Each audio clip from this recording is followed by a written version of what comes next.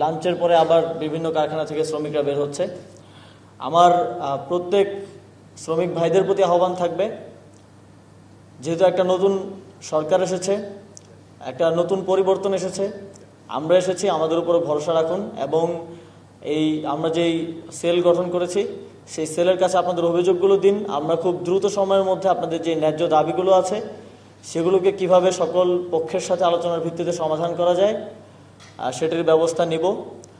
এতটুকু ভরসা আমাদের উপর করতে হবে। এবং এখানে আসলে আমরা যে কোনো বিষয়কে আসলে আমি যেটা দেখতে পাচ্ছি যে আমরা অবজেক্টিফাই করে ফেলি, যে শ্রমিকরা আন্দোলনে নেমেছে, আমরা প্রথমেই ষড়যন্ত্র খুঁজতে থাকি। আবার দেখা যায় সব ক্ষেত্রে যে বহিরাগত আছে তা কিন্তু না, অনেক জায়গায় কিছু জেনুইন প্রবলেম আছে, সেগুলোকে অ্যাড্রেস করতে হবে। আমি মালিকদের মধ্যে এই প্রবণতাটা দেখি যখন আমি কথা বলছি যে এখানে বহিরাগতরা করছে বা এখানে শুধু ইন্ধনে হচ্ছে।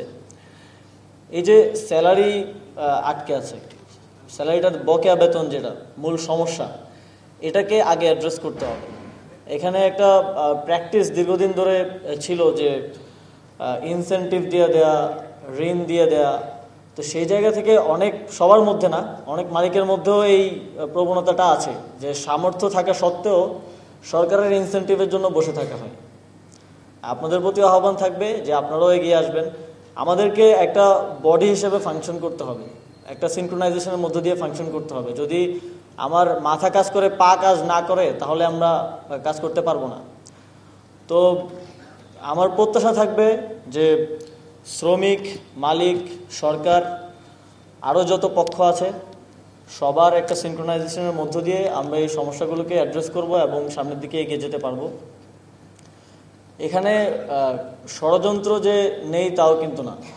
এখানে আসলে যদি পাশাপাশি দুইটা দোকান থাকে তাহলে দুই পক্ষের দোকান মালিকের কিন্তু একটা ইন্টেনশন থাকে, যদি আমি পাশের দোকানটা বন্ধ করে দিতে পারি কোনোভাবে তাহলে আমার দোকানে গ্রাহকরা আসবে। তো আমরা এটা কিন্তু অলরেডি দেখতে পাচ্ছি।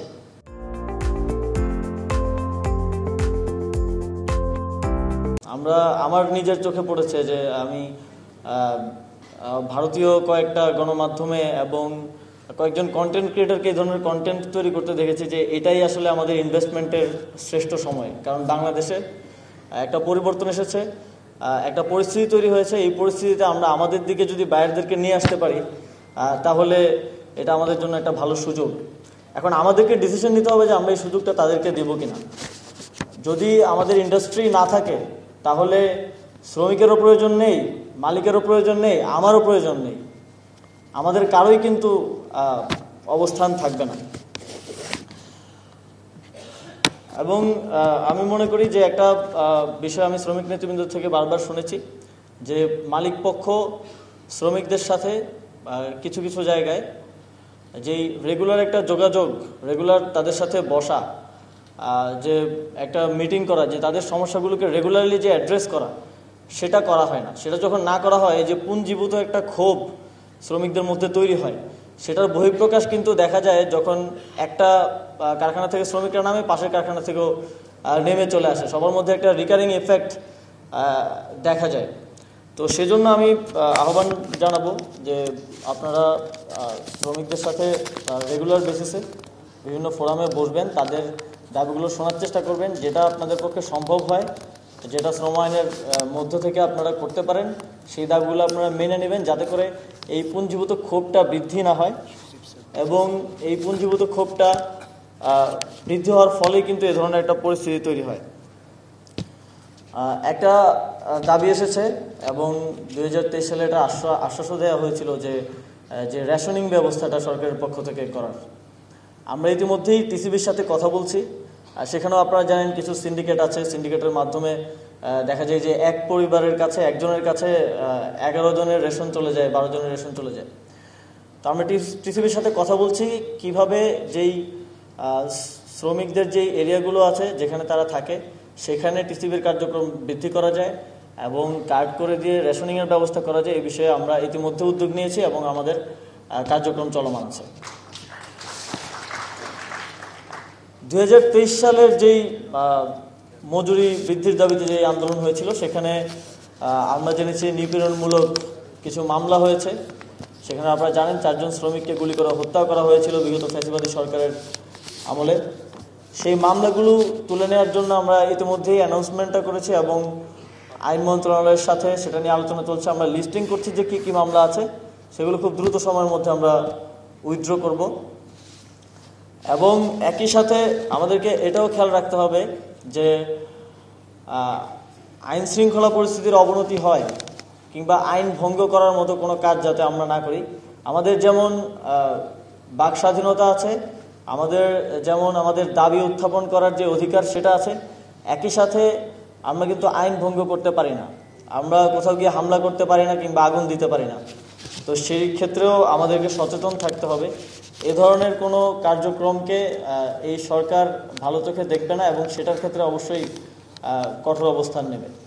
ইতিমধ্যে আপনারা জানেন যে বেকার যুব সংঘ সহ আরও অনেক ভিন্ন ভিন্ন নামে যে বহিরাগতরা শ্রম অঞ্চলগুলোতে অসন্তোষ তৈরির চেষ্টা করছিল, তাদেরকে ইতিমধ্যে কন্ট্রোলে আনা হয়েছে এবং অনেক ক্ষেত্রে গ্রেফতারও করা হয়েছে। এবং আমরা এ ধরনের যারা শিল্পাঞ্চলের সাথে সম্পর্কিত না, যারা শ্রমিক না, যারা এ ধরনের কার্যক্রম ঘটাচ্ছে বা ঘটানোর চেষ্টা করবে, তাদের ব্যাপারে আমরা সর্বোচ্চ কঠোর অবস্থান নেব, তাদেরকে কোনোভাবেই ছাড় দেওয়া হবে না। ট্রেড ইউনিয়নের একটা বক্তব্য শ্রমিক নেতৃবৃন্দ বারবারই বলে আসছেন, ওনাদের সাথে আমরা যতবার বসেছি ইতিমধ্যেই কয়েকবার আমাদের বসার সুযোগ হয়েছে। তো শ্রম আইনের যেই বাধ্যবাধকতা আছে, শ্রম আইনের মধ্য থেকে যে ট্রেড ইউনিয়ন করার অধিকার, এটা তাদেরকে অবশ্যই দিতে হবে এবং সেক্ষেত্রে মালিক পক্ষ যথেষ্ট সহযোগিতা করবেন, এটা আমার প্রত্যাশা থাকবে। আপনারা যদি আপনাদের এই যে এখন পর্যন্ত মালিক পক্ষ যতবার বক্তব্য দিচ্ছে ততবার কিন্তু আপনারা বলছেন যে আপনাদের যে কারখানার শ্রমিক সে কিন্তু সেই কারখানায় হামলা করছে না, কারণ সেও কারখানার ভালো চায়। কারখানার ভালো হলে তারও ভালো হবে, সেও তার স্যালারিটা সময় মতো পাবে এবং সুযোগ সুবিধাগুলো পাবে। তো আপনাদের কারখানার সেই শ্রমিকদেরকে তাদের যেই অধিকারটা আছে সেটা আপনাদের নিশ্চিত করতে হবে। যদি আপনারা সেটা নিশ্চিত করেন, আমি দেখেছি যে একটা কারখানা থেকে শ্রমিকরা বের হয়ে এসে যে বেকার যুব সংঘের নামে যারা সমস্যা সৃষ্টি করার চেষ্টা করছিল তাদেরকে ধাওয়া দিচ্ছে। তো যখন আপনারা সেই শ্রমিকদের অধিকার নিশ্চিত করবেন, সেই শ্রমিকরাই কিন্তু আপনার কারখানাকে রক্ষা করার জন্য ভ্যানগার্ড হিসেবে দাঁড়িয়ে যাবে। তো আর কথা বৃদ্ধি করব না। শ্রমিক ভাইদের প্রতি আমাদের আবারও আহ্বান থাকবে যে আমরা যে সেল গঠন করেছি সেখানে আপনাদের অভিযোগগুলো দিন। ইতিমধ্যেই 30-এরও বেশি অভিযোগ সেখানে এসেছে এবং আমরা সেগুলোকে অ্যাড্রেস করছি। খুব দ্রুত সময়ের মধ্যে যে ন্যায্য দাবিগুলো আসবে সকল পক্ষের সাথে আলোচনার ভিত্তিতে আমরা সেগুলো বাস্তবায়নের জন্য চেষ্টা করব এবং আগামী দিনে এই সেক্টরটাকে কিভাবে সকল পক্ষ মিলে সামনের দিকে এগিয়ে নেওয়া যায় এবং বাংলাদেশ গার্মেন্টস সেক্টরকে রপ্তানির দিক থেকে পৃথিবীতে প্রথম অবস্থানে নিয়ে যাওয়া যায়, সেজন্য আমরা একসাথে কাজ করব।